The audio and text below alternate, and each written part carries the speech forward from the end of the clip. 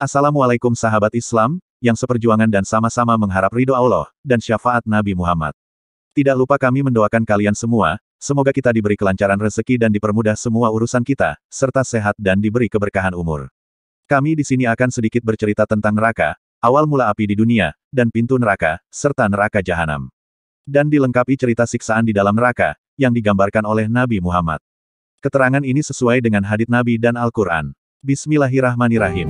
Di dalam khobar diriwayatkan, sesungguhnya malaikat Jibril mendatangi Nabi Muhammad, lalu Nabi Muhammad bersabda, "Wahai malaikat Jibril, ceritakan neraka kepadaku." Malaikat Jibril menjawab, "Sesungguhnya Allah yang Maha Luhur telah menciptakan neraka.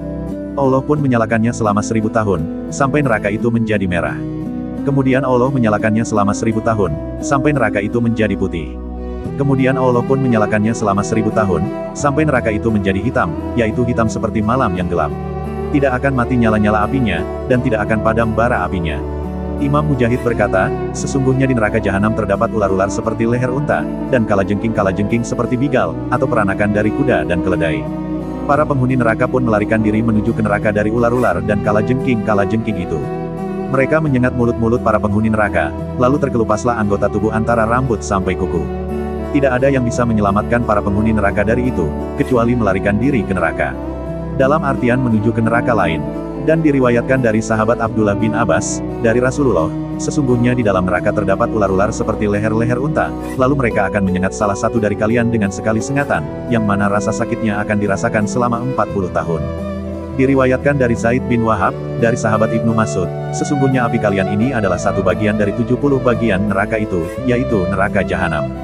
Jika saja neraka itu dicelupkan di dalam lautan sebanyak 2 kali, maka kalian tidak akan mendapatkan manfaat apapun dari lautan itu, dalam artian sia-sia, tidak akan padam sama sekali." Imam Mujahid berkata, "Sesungguhnya api kalian ini menjadi perlindungan dari neraka jahanam. Maksud dari api kalian adalah api di dunia." Diriwayatkan di dalam khobar, sesungguhnya Allah yang Maha Luhur mengutus malaikat Jibril, menemui malaikat penjaga neraka, yaitu malaikat Malik untuk mengambil api neraka, lalu mendatangkannya kepada Nabi Adam, sehingga beliau bisa memasak makanan dengan api itu. Malaikat Malik berkata kepada malaikat Jibril, "Wahai malaikat Jibril, berapa api yang kamu inginkan?" Malaikat Jibril menjawab, "Aku ingin api itu kira-kira sebesar 1 buah kurma." Malaikat Malik berkata, "Wahai malaikat Jibril, jika aku memberimu kira-kira sebesar 1 buah kurma, maka hancurlah ketujuh langit dan bumi karena panasnya." Malaikat Jibril berkata lagi, "Kira-kira sebesar biji kurma." Malaikat Malik menjawab, "Jika aku memberimu apa yang kamu inginkan, maka tidak akan turun hujan dari langit, dan tidak akan tumbuh tanaman-tanaman di bumi." Kemudian malaikat Jibril menyeru, "Wahai Tuhanku, berapakah aku akan mengambil api di neraka?" Allah yang Maha Luhur pun menjawab, "Ambillah sebesar zarah dari api neraka." Malaikat Jibril pun mengambil api neraka kira-kira sebesar zarah, dan merendamnya di dalam sungai sebanyak 70 kali. Kemudian malaikat Jibril datang membawanya kepada Nabi Adam, meletakkannya di atas gunung yang tinggi, lalu hancurlah gunung itu, kemudian malaikat Jibril mengembalikan api neraka itu ke tempatnya, dan tersisa asapnya di bebatuan, dan besi, sampai hari kita saat ini. Api di dunia merupakan asap dari sebesar zarah api neraka, maka ambillah pelajaran darinya wahai orang-orang mukmin.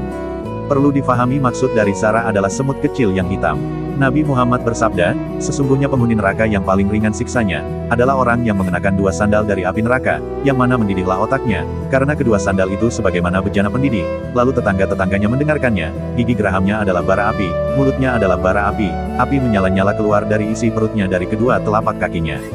Dan sesungguhnya dia mengetahui bahwa dirinya adalah penghuni neraka yang paling berat siksanya, padahal dia termasuk penghuni neraka paling ringan siksanya." Syekh Hashim berkata, "Sesungguhnya penghuni neraka memohon kepada Allah, Zat yang merajai, Allah tidak memberi jawaban kepada mereka selama 40 tahun. Kemudian Allah menjawab kepada mereka sembari berfirman, sesungguhnya kalian tetaplah tinggal di dalam neraka." Surat As-Zuruf, ayat 77.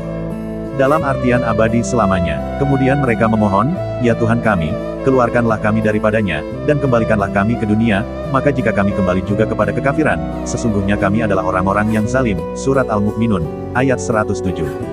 Lalu Allah tidak menjawab mereka, kira-kira selama masa dunia 2 kali. Kemudian Allah menjawab kepada mereka dengan firman-Nya yang berupa, "Tinggallah dengan hina di dalam neraka, dan jangan berkata apapun kepadaku." Surat Al-Mu'minun, ayat 108. Nabi Muhammad bersabda, "Maka demi Allah, tidaklah berkata kaum penghuni neraka sesudah itu dengan 1 kalimat pun, dan tidaklah ada sesudah itu kecuali teriakan dan rintihan di dalam neraka." Suara-suara mereka menyerupai suara himar, awalnya adalah teriakan, dan akhirnya adalah rintihan. Malaikat Jibril berkata, demi zat yang telah mengutusmu, dengan membawa kebenaran sebagai seorang nabi, jika seumpama lubang jarum dari neraka dibuka di area timur, maka akan terbakar penduduk barat karena saking panasnya neraka. Demi zat yang telah mengutusmu dengan membawa kebenaran sebagai seorang nabi, jika sesungguhnya pakaian dari pakaian-pakaian penghuni neraka digantungkan di langit dan di bumi, maka penduduknya akan mati karena panasnya pakaian itu, karena apa yang ditemui dari bau busuknya pakaian itu. Demi zat yang telah mengutusmu dengan membawa kebenaran sebagai seorang nabi, jika saja satu sirah, atau hasta dari rantai, yang mana telah diterangkan Allah yang Maha Luhur di dalam kitabnya, diletakkan di atas gunung, maka hancurlah gunung itu hingga sampai pada bumi ketujuh. Demi zat yang telah mengutusmu dengan membawa kebenaran sebagai seorang nabi, jika seseorang penghuni neraka disiksa di tanah barat, maka akan terbakar orang yang ada di tanah timur, karena begitu beratnya siksa orang itu. Neraka sangatlah panas, lubang neraka sangat jauh dalam, kayu neraka adalah manusia dan batu, minuman neraka adalah hamim, atau air yang mendidih dan sangat panas, dan nanah busuk, dan pakaian neraka dari timah cair. Neraka memiliki 7 pintu, setiap pintu terdapat bagian yang terbagi dari golongan laki-laki, dan golongan wanita. Diriwayatkan dari Rasulullah, bahwa beliau pernah bertanya kepada Malaikat Jibril, apakah pintu-pintu neraka seperti pintu-pintu rumah kami ini? Malaikat Jibril menjawab, tidak, tetapi pintu-pintu itu terbuka. Sebagian dari pintu-pintu itu berada pada tingkat lebih bawah daripada sebagian lainnya. Dari pintu satu ke pintu lainnya, sepanjang perjalanan 700 tahun berjalan kaki. Setiap pintu 70 kali lipat lebih panas daripada pintu berikutnya. Maksudnya, pintu neraka lebih bawah lebih panas 70 kali lipat. Rasulullah bertanya, siapakah orang-orang yang menempati pintu-pintu itu? Malaikat Jibril menjawab, adapun pintu paling bawah, maka di dalamnya adalah orang-orang munafik, dan orang-orang kafir dari golongan Ashabul Maidah, atau umat Nabi Isa, yang mendustakan mukjizat beliau berupa Maidah, atau hidangan yang langsung diturunkan dari langit, dan keluarga Firaun, namanya adalah neraka Hawiyah. Pintu kedua, di dalamnya adalah orang-orang musyrik, namanya adalah neraka Jahim. Pintu ketiga, di dalamnya adalah orang-orang yang menyembah berhala, namanya adalah neraka Sakar. Pintu keempat, di dalamnya adalah iblis, orang-orang yang mengikuti iblis, dan orang-orang majusi atau penyembah api, namanya adalah neraka Lasa. Pintu kelima, di dalamnya adalah orang-orang Yahudi, namanya adalah neraka utama. Pintu keenam, di dalamnya adalah orang-orang Nasrani, namanya adalah neraka Sair. Kemudian Malaikat Jibril terdiam, lalu Rasulullah bertanya, wahai Malaikat Jibril, mengapa kamu tidak menceritakan kepadaku tentang orang-orang yang menempati pintu ketujuh? Malaikat Jibril bertanya, apakah kamu bertanya kepadaku tentang itu? Rasulullah menjawab, iya. Malaikat Jibril pun menjawab, wahai Nabi Muhammad, orang yang ada di dalam neraka pintu ketujuh adalah orang-orang yang ahli melakukan dosa besar dari golongan umatmu, yang mana mereka meninggal dan tidak bertaubat. Seketika Rasulullah pun tersungkur pingsan. Dan ketika tersadar, beliau bertanya, wahai Malaikat Jibril, musibahku begitu besar, dan teramat sangat ketakutanku. Apakah seseorang dari umatku akan masuk ke dalam neraka? Malaikat Jibril pun menjawab, iya, orang-orang yang ahli melakukan dosa besar dari golongan umatmu akan memasukinya.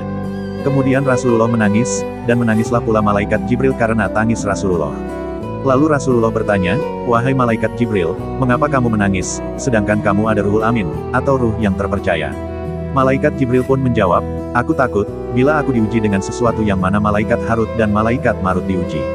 Itulah yang membuatku menangis. Lalu Allah yang Maha Luhur memberikan wahyu, wahai Malaikat Jibril dan wahai Nabi Muhammad, sesungguhnya aku telah menjauhkan kalian berdua dari neraka, akan tetapi jangan merasa aman dari siksaku. Begitu seramnya, begitu mengerikan neraka itu, semoga Allah mengampuni dosa-dosa kita. Penjelasan tentang neraka Jahanam, diriwayatkan dari sahabat Ibnu Abbas, didatangkan neraka Jahanam di hari kiamat. Di sekitarnya ada 70.000 baris malaikat, setiap baris lebih banyak daripada golongan sakalain, atau manusia dan jin, mereka menarik neraka Jahanam dengan kendali-kendalinya. Neraka Jahanam memiliki 4 kaki, diumpamakan seperti makhluk buas, jarak di antara setiap kaki dan kaki lainnya adalah perjalanan 1000 tahun berjalan kaki. Neraka Jahanam memiliki 30 kepala, setiap kepala terdapat 30.000 mulut.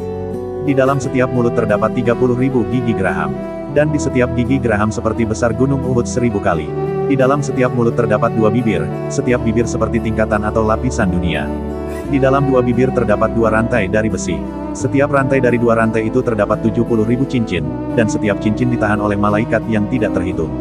Lalu didatangkanlah neraka Jahanam itu dari sisi kiri Arsy, dan itu adalah firman Allah yang Maha Luhur, sesungguhnya neraka itu melontarkan bunga api sebesar dan setinggi istana, surat Al-Mursalat, ayat 32. Para musuh Allah yang Maha Luhur akan digiring ke neraka, wajah-wajah mereka hitam, mata-mata mereka melotot, dan mulut-mulut mereka terkunci. Lalu ketika mereka telah sampai di pintu-pintu neraka, maka malaikat Zabaniyah menjemput mereka dengan belenggu-belenggu dan rantai-rantai. Rantai itu diletakkan di dalam mulut orang kafir, dan keluar dari duburnya, tangan kirinya dibelenggu ke lehernya, tangan kanannya dimasukkan ke dalam dadanya, dan dicabut tangan kanan itu di antara kedua belikatnya, dan dia diikat dengan rantai-rantai. Setiap anak Adam dari mereka akan dibarengi bersama setan di dalam rantai, dalam artian dirantai bersama setan dan diseret di atas wajahnya. Para malaikat memukuli mereka dengan cambuk-cambuk dari besi. Setiap kali mereka ingin keluar dari neraka, maka mereka dikembalikan ke dalamnya. Dan dikatakan kepada mereka penghuni neraka, rasakanlah siksa neraka yang mana kalian telah mendustakannya. Sesuai dengan firman-Nya Allah, dan untuk mereka cambuk-cambuk dari besi.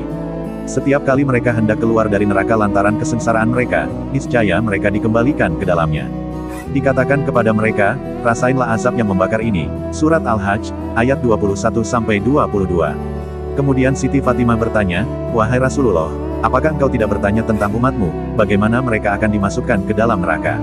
Rasulullah menjawab, para malaikat menggiring mereka ke dalam neraka, namun wajah-wajah mereka tidak hitam, mata-mata mereka tidak melotot, mulut-mulut mereka tidak terkunci, mereka tidak dibersamakan bersama setan, rantai-rantai dan belenggu-belenggu tidak diletakkan di atas mereka. Siti Fatimah pun bertanya lagi, bagaimana para malaikat menuntun mereka, umat Rasulullah yang masuk neraka? Rasulullah menjawab, adapun orang tua dan pemuda, maka keduanya diseret dengan jenggotnya, dan adapun para wanita, maka dengan gelungan rambut dan ubun-ubunnya. Maka banyak sekali orang yang memiliki uban dari golongan umatku digenggam, diseret uban rambutnya, dan dituntun ke dalam neraka, sedangkan dia menyeru, aduh ubanku, aduh lemahku. Perlu difahami maksud dari kalimat, aduh ubanku, aduh lemahku, menunjukkan uban dan keadaan lemah di masa tua. Ini merupakan sebuah kalimat penyesalan tiada guna, ketika masa tua di dunia tidak digunakan untuk bertaubat dan kembali ke jalan Allah. Banyak pemuda dari golongan umatku yang digenggam, diseret dari jenggotnya, dan dituntun ke dalam neraka, sedangkan dia menyeru, aduh masa mudaku, aduh tampannya rupaku. Perlu difahami, kalimat aduh masa mudaku, aduh tampannya rupaku, menunjukkan kalimat penyesalan di masa muda yang tersia-siakan, ketampanan wajahnya tidak lagi memberikan manfaat baginya, di dalam neraka seperti yang pernah ia banggakan di dunia. Al-Fakir mengatakan, yang bisa dibawa mati hanya amal ibadah, pahala, ketakwaan, dan amal jariah. Sesuai dengan sabda Nabi, hanya 3 perkara yang bisa terus menyambung pahalanya meskipun kita sudah mati. 1. Sodakoh jariah. 2. Doa anak soleh. 3. Ilmu yang bermanfaat. Maka dari sini, semoga ilmu yang disampaikan menjadi ilmu yang barokah dan manfaat. Nabi melanjutkan sabdanya, dan banyak sekali wanita dari golongan umatku, yang digenggam, diseret di atas ubun-ubunnya, dia dituntun ke dalam neraka sedangkan dia menyeru, aduh malunya aku, aduh terbukanya tutupku. Sehingga sampailah semuanya kepada malaikat Malik. Ketika malaikat Malik melihat mereka, dia bertanya kepada para malaikat, siapakah golongan ini? Tidaklah sampai orang-orang celaka kepada kita yang lebih mengherankan daripada golongan ini. Wajah-wajah mereka tidak hitam, rantai-rantai dan belenggu-belenggu tidak diletakkan di leher mereka. Lalu para malaikat menjawab, tidak tahu, demikian inilah kami telah diperintah untuk mendatangkan mereka dalam keadaan begini. Malaikat Malik pun bertanya kepada mereka, wahai golongan orang-orang yang celaka, siapa kalian? Mereka pun menjawab, kami dari golongan umat Nabi Muhammad. Dan diriwayatkan di dalam riwayat yang lain, ketika para malaikat menuntun umat Nabi Muhammad, mereka menyeru, aduh Nabi Muhammadku. Lalu ketika mereka melihat malaikat Malik, mereka lupa nama Nabi Muhammad, karena takut kepada malaikat Malik. Lalu malaikat Malik bertanya kepada mereka, siapakah kalian? Mereka pun menjawab, kami dari golongan yang mana Allah telah menurunkan Al-Quran kepada mereka, dan kami dari golongan yang berpuasa di bulan Ramadan. Lalu malaikat Malik berkata, Al-Quran tidaklah diturunkan kecuali kepada Nabi Muhammad.